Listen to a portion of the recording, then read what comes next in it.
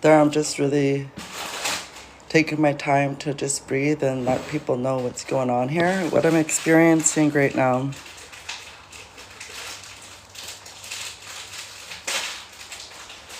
So yeah, I'm at home, and I served 13 months house arrest. 8 months of it was 24/7, confined to my lot here on the Neskonlith Indian Reserve. And it's a 5-acre lot. I have a prescription to smoke cannabis. I end up having to get it because I got court ordered that I can't smoke it. But I'm just getting medicated right here. I'm here with my partner, Aisha Jules. He's also in house arrest. We got sentenced together on May 2nd, 2025 at the Kamloops Courthouse for Trans Mountain charges. On September 15th, 2021, we were arrested.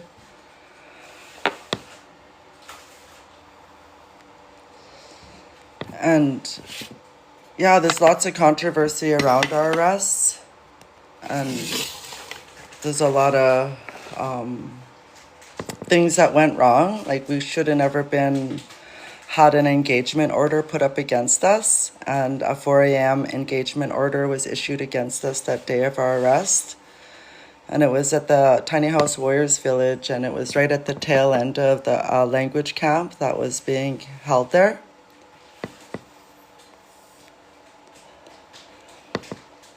Me and Aisha went to go confront some of the construction workers. The camp hadn't opened yet. They were just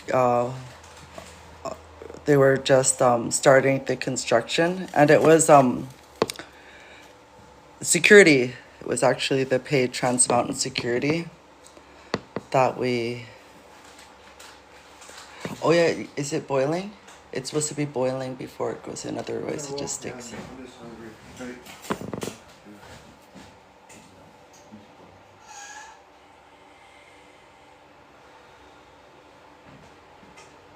Yeah, we made a vegetarian cream sauce with lentils. We're gonna have some pasta for lunch with a vegetarian cream sauce with these brown lentils that we had, and these Chinese mushrooms, shiitake mushrooms.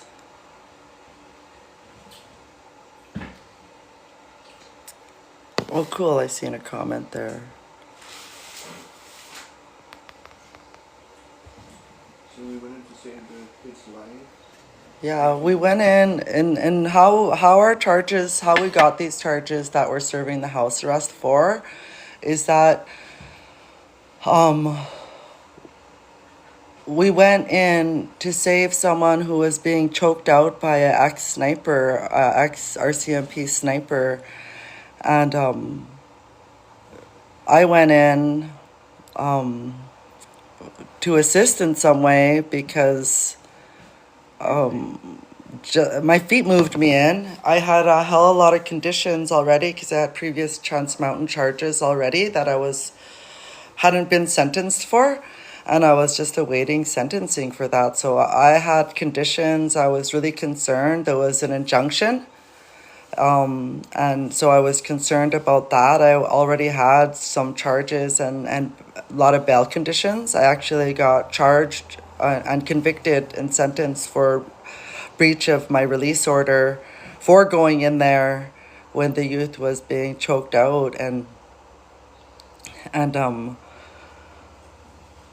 so I went in there, and then I got grabbed by a security guard, and he passed me, like, he grabbed me by the head, and he passed me to another man who, by the head, like, they grabbed my head like a basketball, and I passed it to the other guy, then I passed it to the other guy. My head, like a basketball, got passed around to to 3 guys. I'll post it on Facebook again. The actual, it's a 1:07 video of us going in to save the youth, and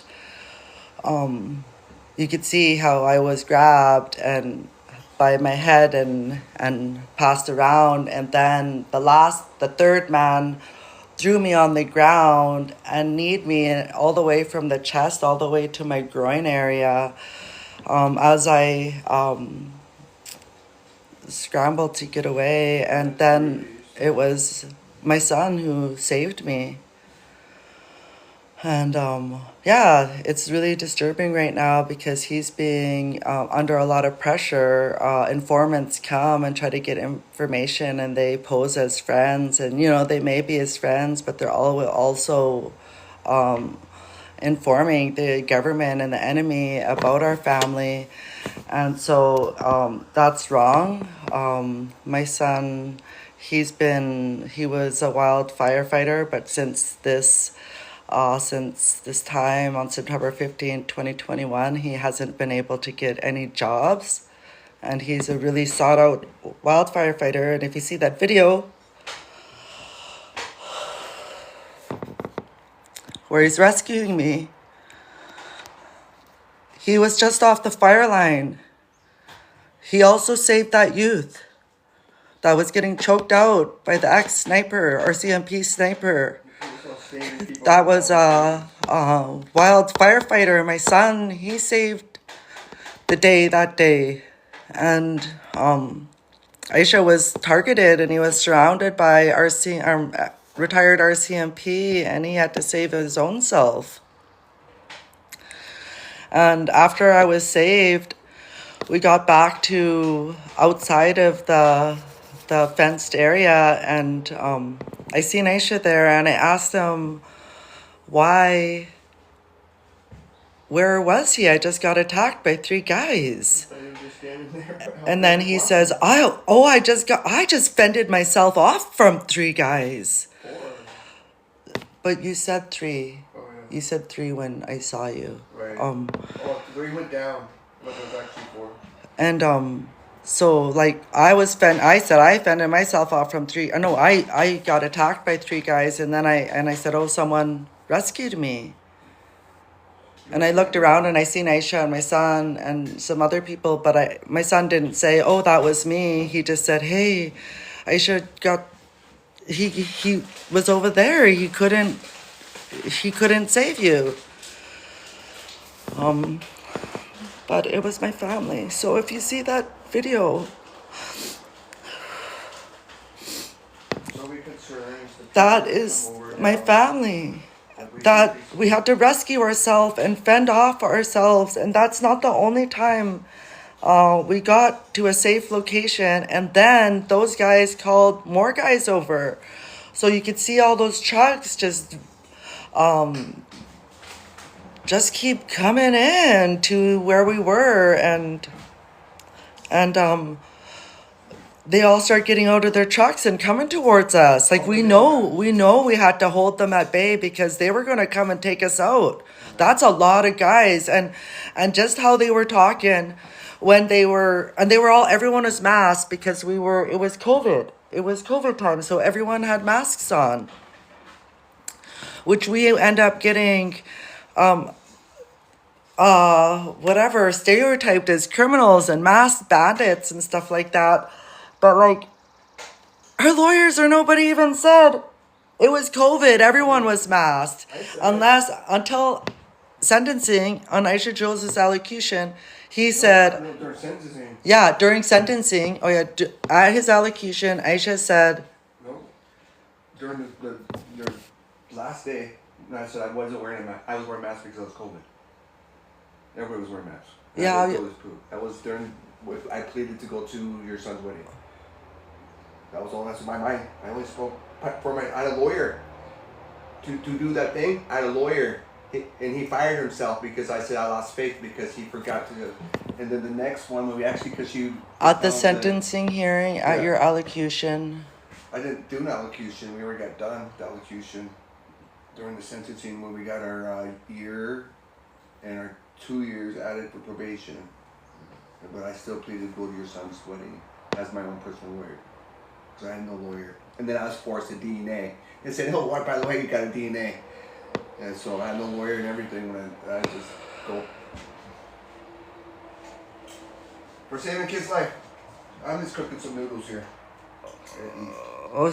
So it wasn't during his allocution, it was during the sentencing, because Aisha ended up, during our sentencing for that, Kyle, he's a young lawyer, and like, we have legal aid lawyers, right? So we're just like eeny, meeny, miny, mo kind of thing, you know? We just picking them like that. We don't fucking know. They do the best they can. And yeah, we should be able to represent ourselves and stuff like that.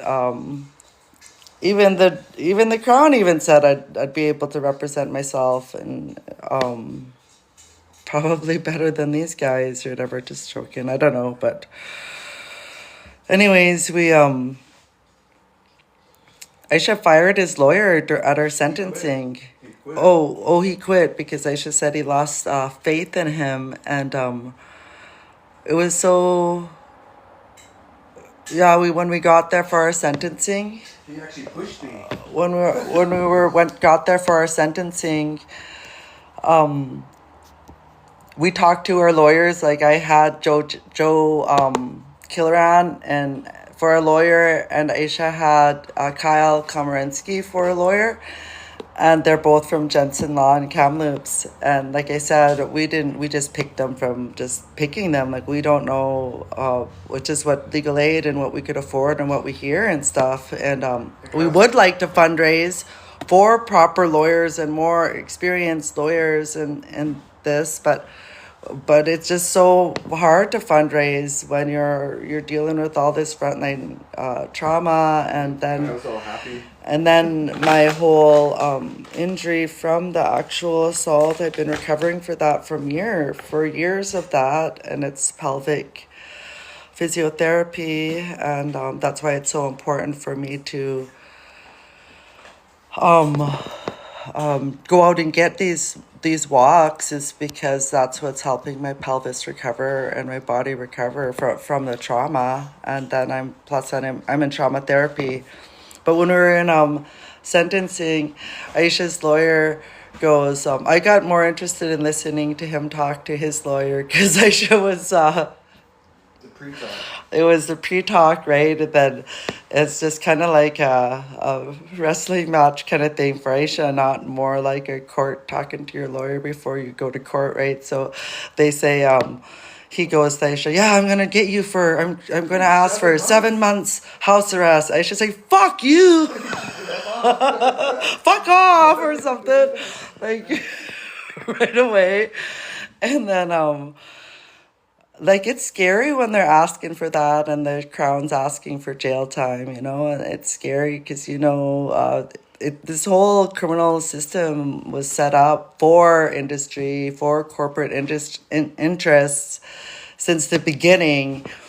So, of course, we're not going to get a fair ruling here. Then I even end up learning that as an Indigenous woman, you automatically are given this credibility discount when you enter the court. Like, you automatically get this discounted credibility just because you're an Indigenous woman. So I'm an Indigenous woman, and I go in there with my traditional regalia on. So of course it's obvious, and I'm like I'm obviously Indigenous, but I do have some French blood because my grandpa is actually French.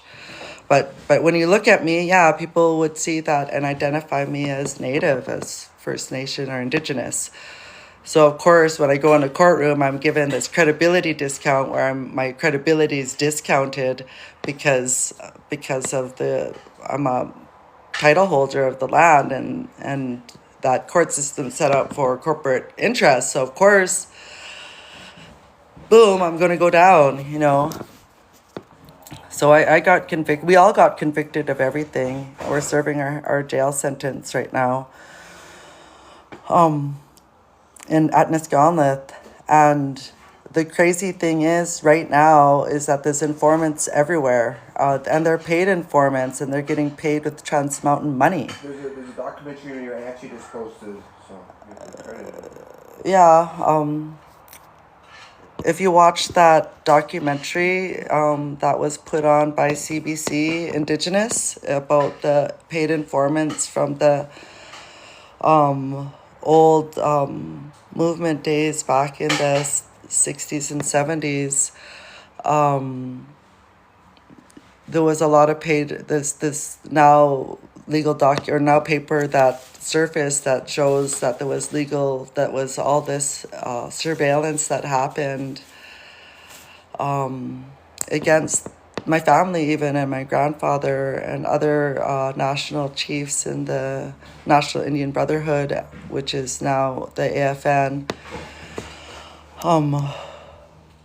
And it's still going on to this day. And one of the things that my brother Neski would tell me, because he was my brother Neski, he was involved in activism and mostly radio activism. More, I'm calling on September 9th too. He was a hacker. He's passed on now, so I don't mind saying this openly. And who knows if it was why he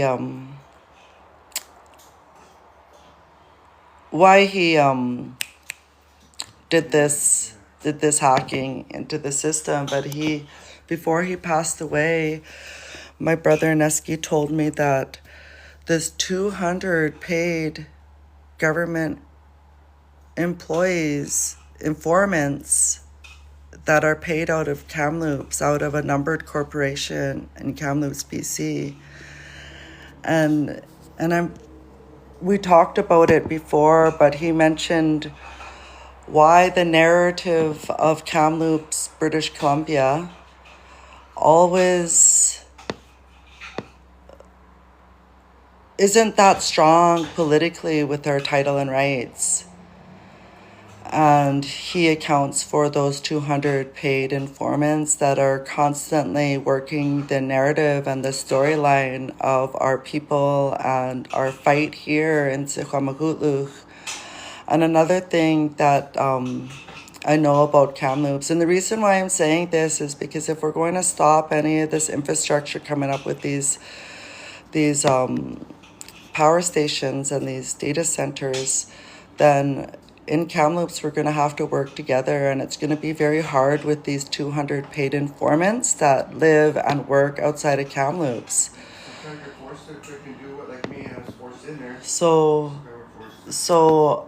if those that don't understand about why Kamloops, it's because it's a place that's already been highly oppressed and colonized. The Native people have always been politically weak here. And the reason why is, I like trauma therapy. I've been in trauma therapy off and on for the past several decades. And it's a hobby of mine. I know it's a terrible hobby to have, but it's a hobby of mine to study trauma and intergenerational trauma, because it's what impacts all of our families from the residential school and the Indian Reserve system. And what I learned through my studies of intergenerational trauma is that the trauma that is experienced from our families at the location where the residential school is, and there was a fort.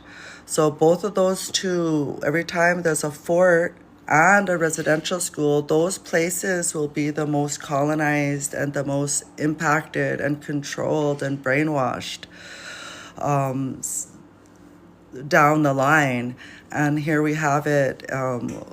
Kamloops is one of the easiest bands to make deals with because they sign so quickly, and the government knows this. That's why they always approach Kamloops from all the bands in all of Canada, is because Kamloops is the weakest politically. And they have like several math equations and metrics that they base this on. But one of the things that I do know about is that when there was missing salmon here in BC, there was the Cohen Commission, and the government gave all these boxes and boxes of papers in their disclosure to the lawyers to look over it. And so they had like the people, because people were working pro bono and volunteering for this, and so that you had volunteer workers, academics going through boxes of papers, and they found a metrics model that the government uses for resource extraction and industry. And this metrics, if you put the bands in of who to talk to, if you put the bands in, it'll always come up with Kamloops Indian Band. Kamloops Indian Band is the one they use to push all the sellout agreements through all straight across Canada. So if we stop Kamloops Indian Band from selling out and signing these deals, we stop a lot of the sellout, because a lot of other bands are willing to stand up. It's just Kamloops Indian Band isn't willing to stand up. And yeah, no, they accepted money. They accepted huge amounts of money from Ajax Mine. And I know because we accepted some of that money to do some artwork for that. And that was under the family head system. Ajax Mine gave cultural money, and Kamloops Indian Bands set up the family head system to educate and inform as a model to do free prior informed consent to the family head system. And when they did give all that information out about Ajax Mine, all the family heads and all the families from the Kamloops area rejected Ajax Mine. So free prior informed consent is a really important and vital process in our decision making. And once we are given those and we're able to practice that in a real model, in a real practice, then our families will say no to these development projects.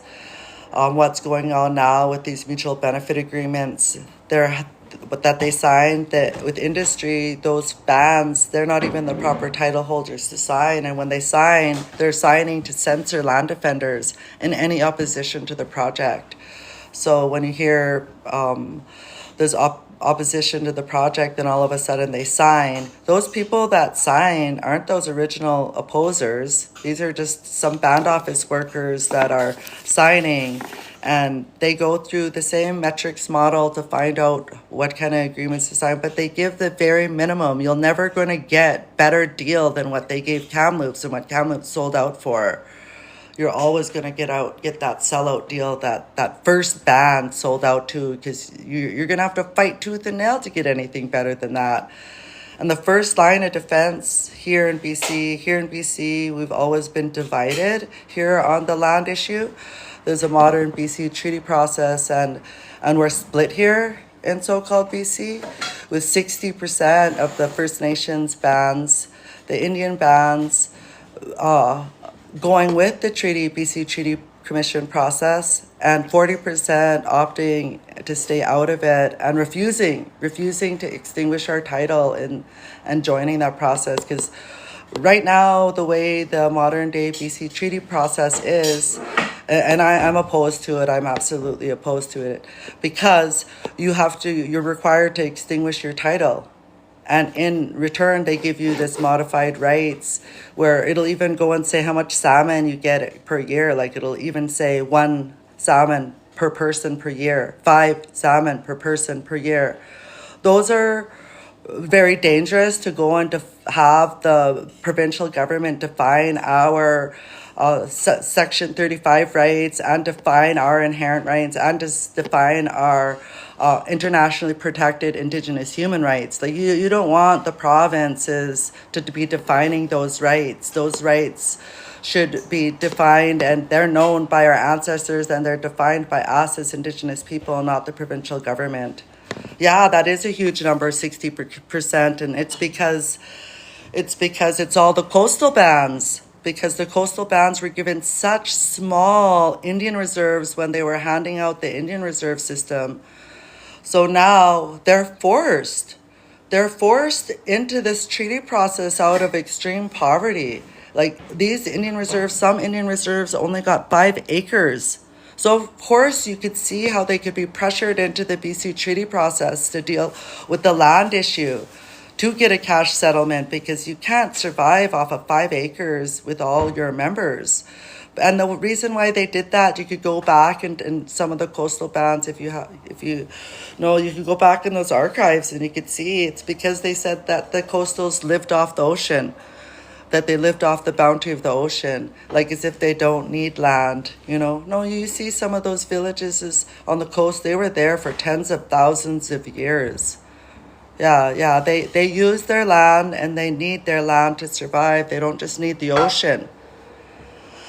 And if so, then give them all the authority and right over the Salish Sea and get your boats out of there if you say that it's the ocean that the coastals have and not the land. But yeah, so that's American billionaires are buying up farmland in BC, and yeah, they want all of BC land. But yeah, when you think about it, like my dad says, everybody has a human right to be here now.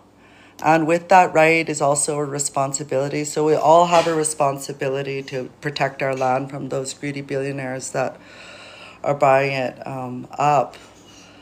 And if you believe in keeping our land intact, a very strong argument is that it is Indigenous land and that you need the free, prior, informed consent of the Indigenous collective title holders to do anything on that land, and that the underlying title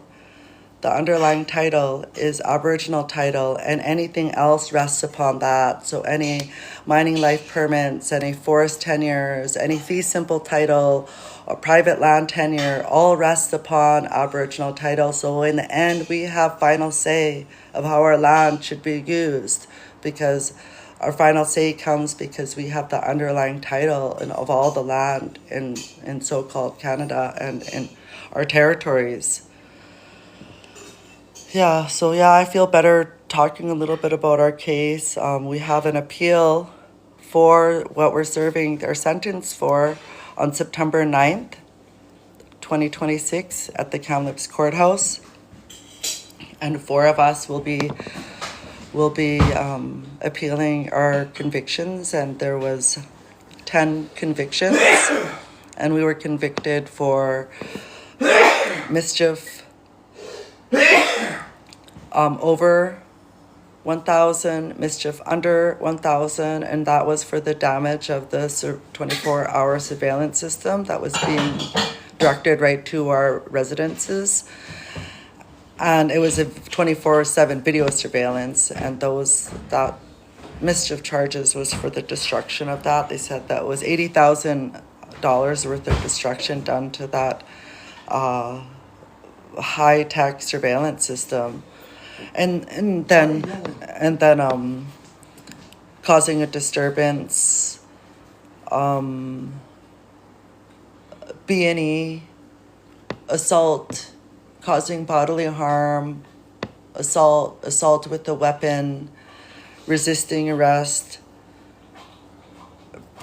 loitering, and breach of a release order. So we have the 4 of us got convicted and sentenced. We're all serving our time right now, and then the community that I'm serving my time in, as soon as it's just devastating, this community in Neskonlith, after all of our opposition to the Trans Mountain Pipeline, and the majority of us that fought and were arrested fighting the Trans Mountain Pipeline are from here at Neskonlith, and the government did a lot to headhunt and put a pro-pipeline chief here in our community.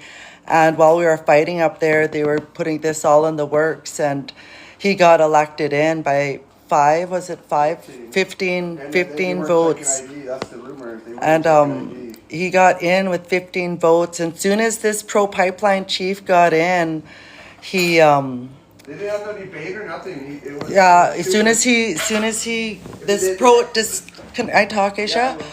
as soon as this pro-pipeline chief got in, he accepted a mutual benefit agreement from Trans Mountain Pipeline, and the prior chief rejected that mutual benefit agreement, and every time they came forward to offer more money, she said no, and they would come forward again and she to offer more money, and kept on increasing the incrementally more and more until it got to $50 million, and she continued to say no. But soon as this pro-pipeline chief, he knew that Trans Mountain, because he's works on this Aboriginal pipeline group up there, and so he knew that Trans Mountain was offering Neskonlith $50 million here. And so they put him in here. They ran an election with him, and they put him in here for him to accept that $50 million from Trans Mountain. Right away, that greedy fucker just accepted that. After all of our fighting, he just accepted it. And a part of that mutual benefit agreement is a non-disclosure agreement where he has to sign to censor land defenders. So he was, all that money is also stipulated that you have to spend it on culture. So they went and they bought off all our people here. So yeah, you have my aunts who work in language. You have different people that working in language and culture, all hired up here with Trans Mountain Mutual Benefit Agreement. But they're not told. They're not told because they have a non-disclosure agreement. They can't tell them that they signed this agreement for this $50 million. So this chief here, Irvin Way, he's been looking like an extreme hero, throwing money around and stuff like that. But then little do the band members know that that's a mutual benefit agreement, that violated our title and rights by him signing that. Those are one-time agreements. Those aren't annual payouts. Those are one-time agreements where you're signing away your title and rights for the duration of the project. But you're doing a great job over there. This is gonna be really good. Can you talk slower? I got it. I just I'm a machine gunner. I'm an ex-machine gunner. She needs to. Hi. Look what I'm making. Look. Yeah, spilling. I've had 3 embarrassing. spills today because of everything. Like I know I'm kind of my body's like over exaggerated because of the stress. It's kind of embarrassing. I just wanted to show people. But yeah, that's what I have to go through when we're both stressed, both doing time here, both trying to make do with. This is good. Look, these mushrooms taste like Yeah, I don't want to hear. I don't want either, man. Just calm down. I think you're doing a good job. But just calm down when you're speaking. You're both about singing.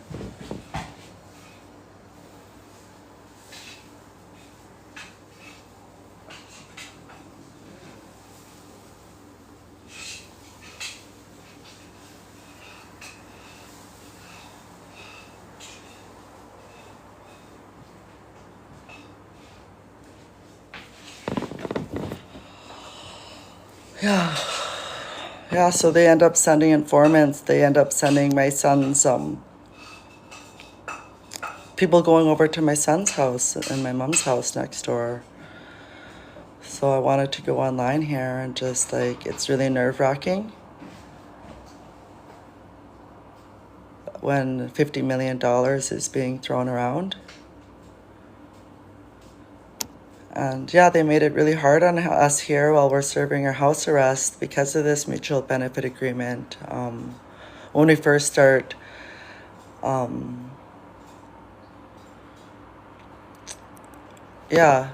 know that there's land being sold to China over here in the Sage Hills over here. There's a orchard there that's owned by China, and they're buying up farmland too. So it's not just white YT billionaires that are buying up farmland here in so-called BC. It's also China. China's been here for a while buying up farmland.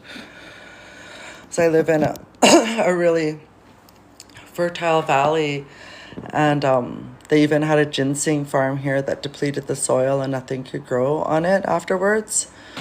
And they even changed the landscape over here at the sand hills, the sage hills where the clay banks are, like where you see the magnificent clay banks. They end up pushing that clay bank all the way down and just changing the landscape. And when you grow up in areas like that where there's a lot of erosion, and it's actually what forms the landscape of the area, is all of that is formed by the rain. So when you see that they intentionally move that and open up that hard surface on the top, that's hard surface. But soon as the rain gets that through that hard surface, it just starts eroding right away. So these China ones that own that, they moved that landscape that took thousands of years to form and create those formations, on the way from Chase to Kamloops there, the Kamloops, how the hills are. Over between here and Kamloops, they did that. They changed that landscape, and we just watched them. Like, you kind of want to, I want to go and scream at everybody that I know that you're an informant, I know that you're hired to be here, I know that you're destroying our land without the proper permission, and you're just going to get fined later. You're okay with the fine. That's how all these people work and operate here. I ended up going live earlier and showing how we set up our place so that it's harder for people to set up surveillance right near our house and stuff, because we already let them go by. I would like to cut the whole area off, but there's children that use this road to walk down to the gas station to get their munchies and stuff. So, and people in the community that walk through here to go get their cigarettes. I don't want to stop them from doing that, even though we got our gas station stolen and it's some Sikh people running it right now without our consent, because my cousin Angus started this shady deal with Skachin, Bakshi lease. But yeah, I still want the kids and the smokers to be able to still go and get what they need at the gas station, just because I care about my community that I served all those years at the gas station. Still want them to get that, but I don't want it to be easy for surveillance to just go by. So there's several paid surveillance guys that aren't if you're paid surveillance to walk by and inform about us and be security against us, then you need to have your company's markings on you, and you need to have your name of the company, and you need to be clearly marked with the uniform. That uniform lets us know that you're security. And if you were security, you wouldn't be even allowed on Lot 8, this 5-acre property where I'm doing my house arrest sentence. But they don't do that. They don't put their security tags on there, and that means those are intimidation charges. And so the band with Trans Mountain Mutual Benefit Agreement is paying men to intimidate me on a daily basis. And I could go on here when some of these men are going by my house that I know are paid surveillance and should be charged with intimidation, and I have to go through this on a daily basis.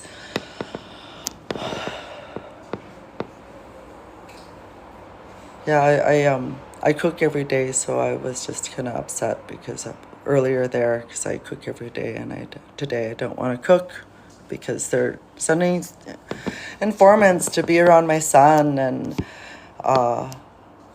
to mow the lawn next door, which, we can't afford and stuff. And then so see how they do that? They send in this guy to come and offer to mow the lawn, and he's going to get information. He's just parked at the edge of my driveway, and he says he's my son's friend, and that type of stuff. It's like in the community where it's not just anybody is the surveillance, it's like people, it's our native people. Like, they can't make it in here, like I said, if you have security tags on, or you're not going to be allowed to just enter our lot. So then they have to send people that look like us, that are a part of our community in, and they have to pay them to get information about us.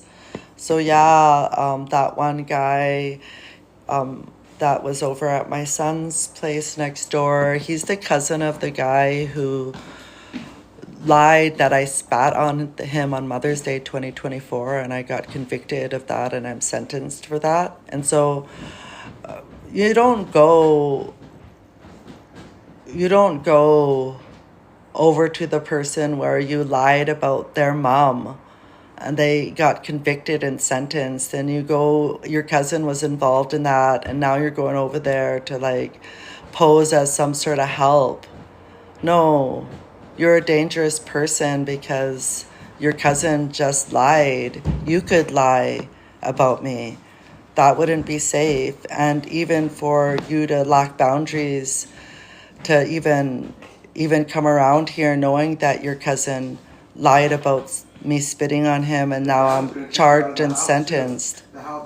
And his dad also. Can I talk? Yeah, it's going to do great. Also remind that one. And Aisha's really triggered, so you could hear him spitting out random facts, and it really triggers me. We're in couple therapy because the trauma has really, really fucked our relationship up, and so. I'm making some hot dogs. I'm eating. And so, can I talk? Yeah, you can. It's not just that. It's the dad that he come here and try to kick you at the house. I usually put mute, but I can't put mute on here. So. Do your thing. I'm not trying to take over. So when Aisha goes live, I write a piece of paper so I could read it. So he could read it like this, and then he turns away and just reads it.